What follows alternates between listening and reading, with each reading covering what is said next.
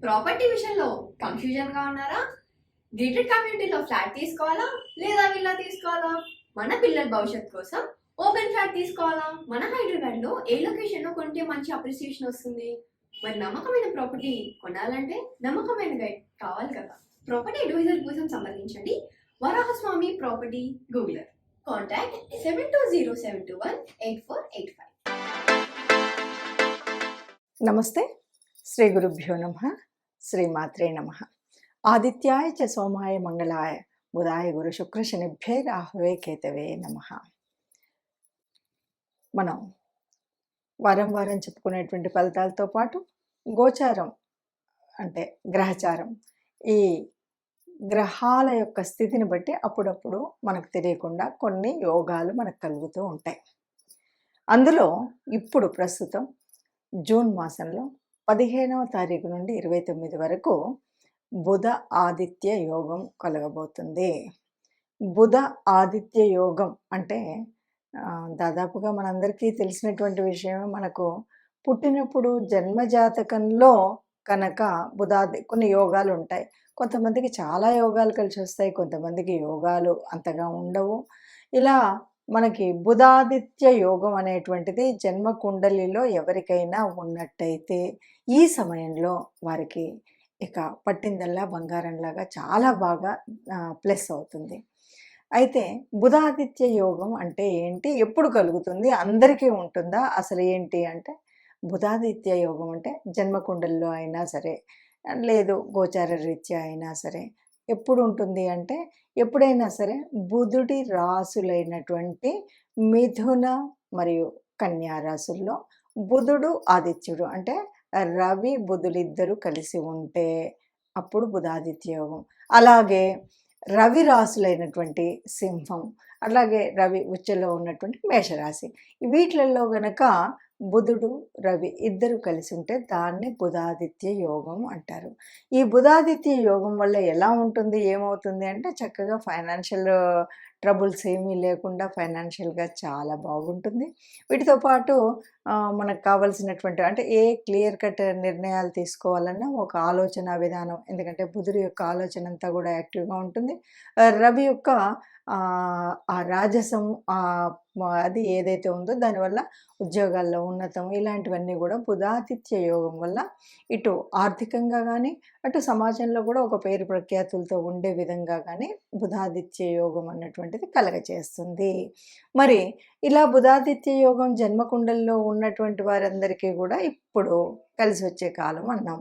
మరి అలా లేదు, యోగం లేదు, బుధాదిత్య యోగం మన జన్మకుండల్లో లేదు. మరి ఇప్పుడు ఎట్లా అంటే, కొన్నిసార్లు ఎలా ఉంటుంది అంటే, మనకి ఇలా గోచార రీత్యా ఉన్నప్పుడు మన జన్మకుండలిలో బుధాదిత్య యోగం లేదు కాబట్టి ఇలా మనకు గోచార రీత్యా వచ్చేటువంటి వాటిని మనం కొంత ఆ ఫలితాన్ని పొందడానికి మన యొక్క రాశి ఏ రాశిలో పుట్టినా సరే కొంత ఆ యోగాన్ని యాక్టివేట్ చేసుకోవడానికి కొన్ని పద్ధతులు ఉంటాయి.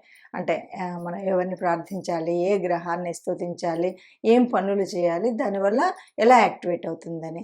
ఇది యాక్టివేట్ అవ్వడం వల్ల ఏమవుతుంది అంటే, ఒక్కొక్కసారి మనకు చెడు యోగాలున్నా వాటిని పక్కకు తోయడం, అలాగే ఈ బుధ ఆదిత్య యోగాన్ని మనం కొంత ఒడిసి పట్టుకొని మనం ఆ ఫలితాన్ని కొంత మనం పొందడానికి అవకాశం ఉంటుంది. ఎలాగూ జన్మకుండల్లో లేదు కాబట్టి ఈ ఉన్నటువంటి ఈ అవకాశాన్ని సద్వినియోగం చేసుకోవడం కోసం మనం కొన్ని పనులు చేస్తే కనుక ఈ బుధాదిత్య యోగం అనేటువంటిది మనకు కలుస్తుంది.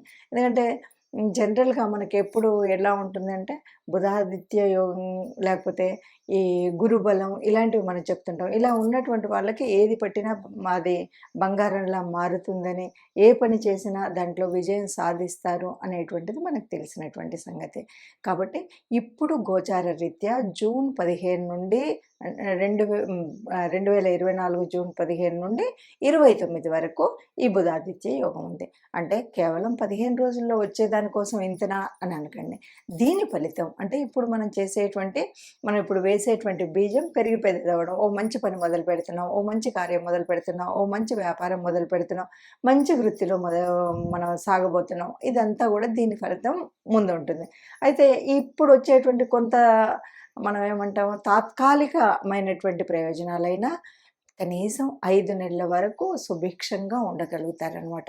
అందుకోసం మనం ఈ బుధాదిత్య యోగం మనకు లేకపోయినప్పటికీ కూడా గోచార రీత్యా వస్తున్నటువంటి వాటిని మనం ఎలా వడిసిపట్టుకోవాలి అన్నది మనం చివర్లో దాని యొక్క ఏ గ్రహాన్ని పూజించాలి, ఎవరిని పూజించాలి అన్నది తెలుసుకుందాం. అంటే ఒక పరిహారంగా ఆ విషయాన్ని కూడా చేసినట్టయితే బాగుంటుంది.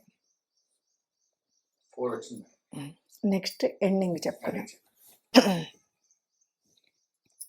ఎండింగ్లో పరిహారం చెప్పేసుకుందాం. పరిహారం చెప్పేసుకుంటే మధ్యలో ఏ రాశికి ఆ రాశికి 15వ తారీఖు కదా మేడం? 15 మీరు ఆల్మోస్ట్ రేపు ఎల్లుండి వేసేయాలి, అంటే ఇమీడియట్గా వేసేసుకోవాలి. ఇప్పుడు 15 అంటే ఇవాళ 10 కదా నాన్న. ఈ రోజు రేపు వేస్తున్నాం మేడం. యోగా ఈ రోజు రెండు వేస్తాం. 15కు లోపు ముందే వేసేయాలి. వేస్తే మీకు 12 స్పీడ్ ఒకసారి వేసేస్తాం. 12 వేసేసేయండి. అదే అని చెప్పండి. ఇప్పుడు విన్నారు కదా, ఒక్కొక్క ఒక్క నిమిషం. ఇప్పుడు విన్నారు కదా, ఈ రాశికి ఇలా ఉంది. అయినప్పటికీ కూడా మనకి ఎవరైనా సరే మనం పూర్తిగా దీని యొక్క ఫలితాన్ని పొందాలి. ఈ బుధాదిత్య యోగం పొందాలి అంటే ఎవరైనా సరే మనం ఒక విధంగా యాక్టివేట్ చేయొచ్చు.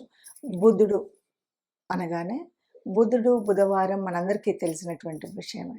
ఇది మనకి శ్రీరామచంద్రుల వారికి చాలా ఇష్టమైనటువంటి రోజు. ఇప్పుడు మనం ఏం చేయాలి అంటే శ్రీరాముడికి సంబంధించినటువంటి ఏదైనా సరే, ఏదైనా పని ప్రారంభిస్తున్నారు, ఆపదామపహర్తారాం దాతారాం సర్వసంపదాం లోకాభిరామం శ్రీరామం భూయో భూయో నమామ్యహం అంటూ మీరు మొదలుపెట్టే పనిలో తప్పకుండా ముందది చేసుకోండి. అలా నాకు పెద్దగా శ్లోకం రాదు అంటే జస్ట్ ప్రతిసారి కూడా మనం ఒకరికి నమస్కరించిన, ఒకరితో మాట్లాడినా అంతెందుకు ఇవాళ రేపు ఫోన్ ఉంది, హలో అనే బదులు జై శ్రీరామ్ అనండి. ఎవరినో పలకరించినప్పుడు, ఎవరినో కలిసినప్పుడు, ఎవరితో మాట్లాడినప్పుడు అలా రామనామము ప్రతినిత్యం కనుక ఉన్నట్టయితే ఏ రాశి, ఈ రాశి అని కాకుండా ఏ రాశి అయినా కూడా ఇప్పుడున్నటువంటి అంటే గోచార రీత్యా ప్రకృతిలో కదులుతున్నటువంటి ఈ నవగ్రహాల యొక్క శక్తి ఏదైతే బుధుడు ఆదిత్యుడు కలిసి ఉన్నటువంటి ఈ శక్తిలో మనకి కొంత ఫలితం పొందేటువంటి అవకాశం ఉంటుంది. ఇది ఎంతవరకు ఎలా ఉంటుందంటే మనం చేసేటువంటి సాధనను బట్టి, మనం చేసేటువంటి ఈ రామనామ జపం అనుకోండి, లేదా ఆదిత్య యోగం. మనం బుధ ఆదిత్య యోగం అన్నాం కదా, ఆదిత్యుడికి సంబంధించినటువంటిది. ఆదిత్యుడు అంటే సూర్యుడు, సూర్యుడికి సంబంధించినటువంటి సూర్య నమస్కారాలు చేయడం, ఆదిత్య హృదయం వినడం, లేకపోతే రవి యొక్క నామాల్ని నిత్యం పొద్దున్న లేవగానే సూర్య నమస్కారం చేసినప్పుడు రవి నామాల యొక్క స్తుతి చదవడం, ఇలా రవికి సంబంధించినటువంటిది, బుధుడికి సంబంధించినటువంటివి మనం శ్లోకాలు చదువుకోవడం. బుధుడు రవి 2 గ్రహాలుగా చెప్పిన ఇద్దరికి సంబంధించినంత వరకు శ్రీరామచంద్రుడిని ఆరాధ్య దైవంగా లేదా మనం ఇష్టదైవంగా పూజించడం అనేటువంటిది మనం చేయవలసినటువంటి పని. ఇలా చేసినప్పుడు ఏమవుతుంది అంటే మనకు ఏదో నిద్రాణంలో ఉన్నటువంటి ఆ శక్తి ఏదైతే ప్రకృతిలో ఉందో అది మనకు కొంత లభించేటువంటి స్థితి వస్తుంది, అది మనం పొందే స్థితి వస్తుంది. కాబట్టి ఎవరికైతే జన్మకుండల్లో బుధాదిత్య యోగం ఉందో వారికి చాలా ఎక్కువ పర్సెంట్ 100% రిజల్ట్ రావచ్చు. కానీ అసలు యోగాలే లేనటువంటి వారికి ఇలా గనక మనం దేవతాస్తుతి చేయడం, గ్రహాలని ఆరాధించడం అని కనుక చేసినట్టయితే తప్పకుండా వారికి ఈ యోగాన్ని కొంత మనం చేసే శక్తిని బట్టి, మనం జపించే నామాన్ని బట్టి మనకు ఒక 50, 60, 70 మన యొక్క దాన్ని బట్టి ఆ ఫలితాన్ని మనం పొందేటువంటి అవకాశం ఉంటుంది. కాబట్టి అందరూ కూడా ఈ అవకాశాన్ని సద్వినియోగం చేసుకుని ఉన్న దాంట్లో అంటే మనం ఇప్పుడు ఒక ప్రకృతి మనకి తిరుగుతున్నటువంటి గ్రహాల మూలంగా మనకు ఒక అవకాశం వచ్చింది. ఈ అవకాశాన్ని ఒడిసిపట్టి అందరం సుఖంగా ఉండాలి అన్నదే ఆలోచన. కాబట్టి అందరూ సుఖంగా ఉండాలి, అందులో మనం ఉండాలి. సర్వే జనా సుఖినో భవంతు. Hi, my name is Gautam and I actually stay in Malkajgiri itself. Like, I had this back pain. It's been 1.5 years. I have tried many treatments like chiropathy, oil massage, physiotherapy especially, but it didn't work out as much like what I expected. I strongly suggest homeopathy because nenu personally allopathy chala suffer ayina, and I definitely do not recommend allopathy. You people can carry on with the homeopathy. Area Malkajgiri and doctor name is like Nageshwar Rao and the clinic name is Neocare Homeopathy. తదుపరి రాశి మిథున రాశి.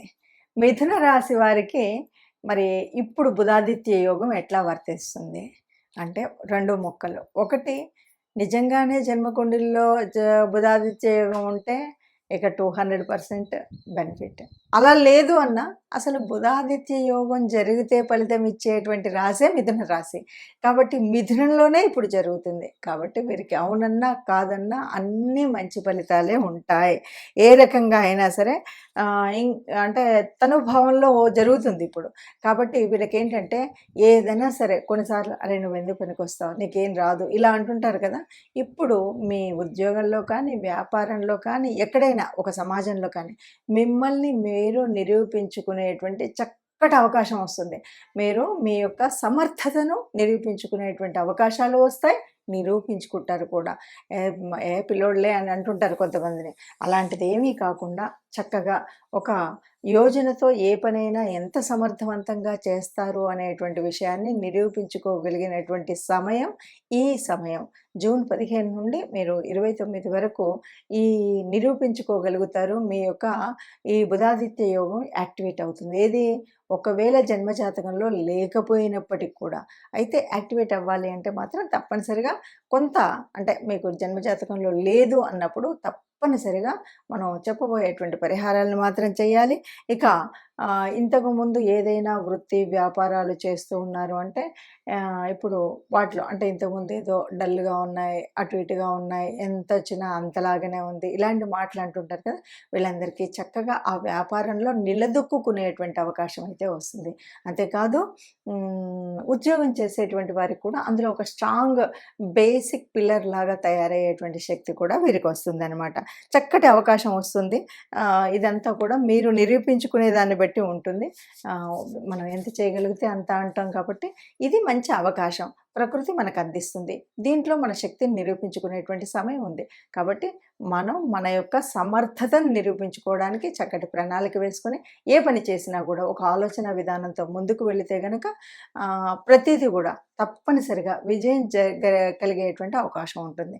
కాబట్టి అందరూ కూడా ఈ ప్రయత్నాన్ని, ఈ వచ్చిన అవకాశాన్ని సద్వినియోగం చేసుకోవడం కోసం మంచి ప్రయత్నం చేయడం అనేటువంటిది మర్చిపోకండి.